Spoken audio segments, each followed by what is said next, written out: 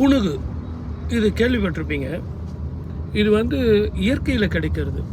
செயற்கையாக நீங்கள் இதை செய்ய முடியுமா அப்படின்னா, விஞ்ஞானத்தில் முடியாதது, இயற்கையிலேயே கிடைக்கக்கூடியது. இது வந்து காட்டில் இருந்து ஒரு சில மிருகங்கள் இடத்துலேருந்து இது நமக்கு கிடைக்கக்கூடியது. ஆனால் இது என்ன பயன்பாட்டுக்கு நம்ம அதை யூஸ் பண்ணுறோம் அப்படின்னா, தாந்திரீகம்.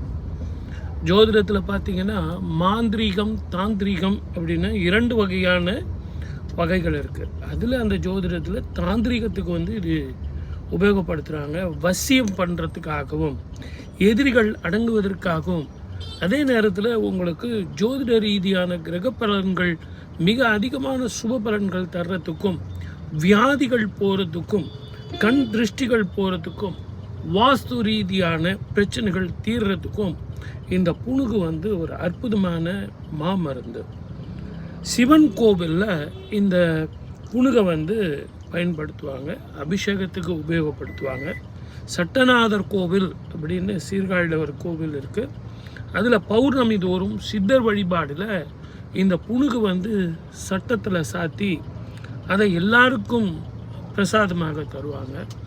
இந்த பிரசாதத்தை வந்து டெய்லி நீங்கள் நெத்தியில் வந்து குங்குமமோ விபூதியோ அதுக்கு கீழே ஆதாரமாக இந்த புணுகை நீங்கள் வச்சுக்கிட்டு உபயோகப்படுத்தினீங்கன்னா எதிரிகள் அடங்குவார்கள்.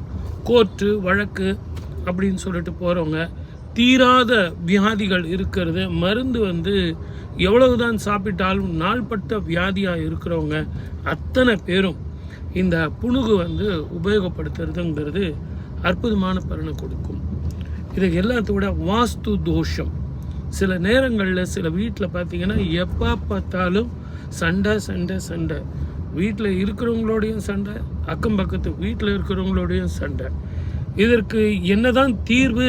இது எதனால் வருது சார்? நான் எவ்வளவு தான் நிம்மதியாகவும் நிதானமாகவும் அவங்கக்கிட்ட பேசினாலும் எதை எடுத்தாலும் பிரச்சனை அப்படின்னா, இதற்கெல்லாம் என்ன தீர்வு அப்படின்னா, அந்த புணுகை வந்து நீங்கள் டெய்லி வச்சுக்கிட்டால் நல்லாயிருக்கும்.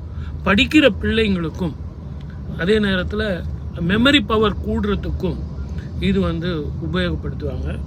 சில பேர் இதை மருத்துவ ரீதியாக பயன்படுத்துகிறாங்க. அது எந்த அளவுக்கு அது உபயோகமாக இருக்குதுன்னு எனக்கு தெரியல. ஆனால் என்னை பொறுத்த வரைக்கும் இது ஜோதிடத்தில் தாந்திரீகமாகவும் மாந்திரிகமாகவும் இதை உபயோகப்படுத்துகிறாங்க. சில வசைப்படுவதற்காக இதையெல்லாம் உபயோகப்படுத்துகிறாங்க. எது எப்படி இருந்தாலும் இயற்கை கொடுத்த மிகப்பெரிய கொடை இதுதான். இறைவனால் படைக்கப்பட்டது. இதை எல்லோரும் உபயோகிப்போம், சந்தோஷமாக வாழ்வோம். சப்ஸ்கிரைப் பண்ணுங்கள்.